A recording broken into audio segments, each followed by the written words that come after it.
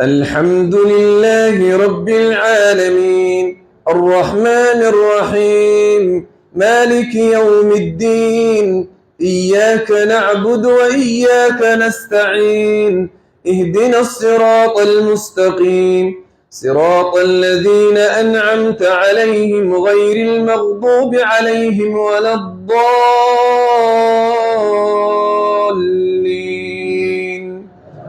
آمين. براءة من الله ورسوله إلى الذين عاهدتم من المشركين فسيحوا في الأرض 4 أشهر واعلموا أنكم غير معجز الله وأن الله مخزي الكافرين.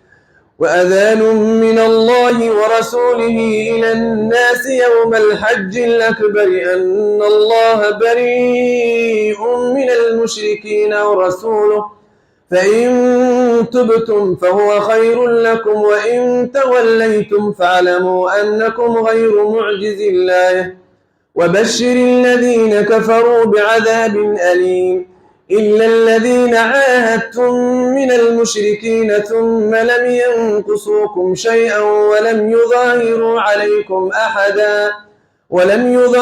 عليكم أحدا فأتموا إليهم عهدهم إلى مدتهم إن الله يحب المتقين. فإذا انسلخ الأشهر الحرم فاقتلوا المشركين حيث وجدتموهم وخذوهم واحصروهم واقعدوا لهم كل مرصد. فإن تابوا وأقاموا الصلاة وآتوا الزكاة فخلوا سبيلهم إن الله غفور رحيم. وإن أحد من المشركين استجارك فأجره حتى يسمع كلام الله ثم أبلغه مأمنه ذلك بأنهم قوم لا يعلمون.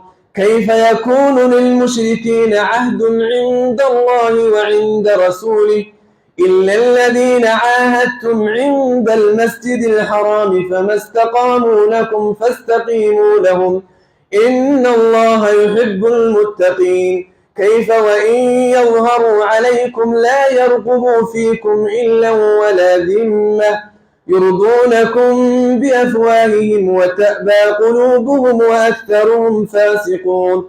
اشتروا بآيات الله ثمنا قليلا فسدوا عن سبيله إنهم ساء ما كانوا يعملون. لا يرقبون في مؤمن إلا ولا ذمة وأولئك هم المعتدون. فإن تابوا وأقاموا الصلاة وآتوا الزكاة فإخوانكم في الدين ونفصل الآيات لقوم يعلمون. وإن نكثوا أيمانهم من بعد عهدهم وطعنوا في دينكم فقاتلوا أئمة الكفر إنهم لا أيمان لهم لعلهم ينتهون. ألا تقاتلون قوما نكثوا أيمانهم وهموا بإخراج الرسول وهم بدأوكم أول مرة أتخشونهم فالله أحق أن تخشوه إن كنتم مؤمنين. قاتلوهم يعذبهم الله بأيديكم ويخزهم وينصركم عليهم ويشفي صدور قوم مؤمنين ويذهب غيظ قلوبهم ويتوب الله على من يشاء والله عليم حكيم. أم حسبتم أن تتركوا ولما يعلم الله الذين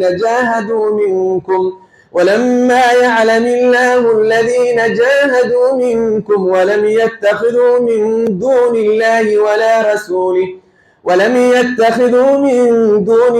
ولا رسوله ولا المؤمنين وليجة والله خبير بما تعملون. ما كان للمشركين أن يعمروا مساجد الله شاهدين على أنفسهم بالكفر أولئك حبطت أعمالهم وفي النار هم خالدون.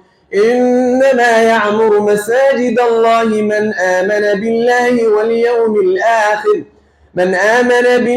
واليوم الآخر وأقام الصلاة وآتى الزكاة ولم يخش إلا الله فعسى أولئك أن يكونوا من المهتدين. الله أكبر.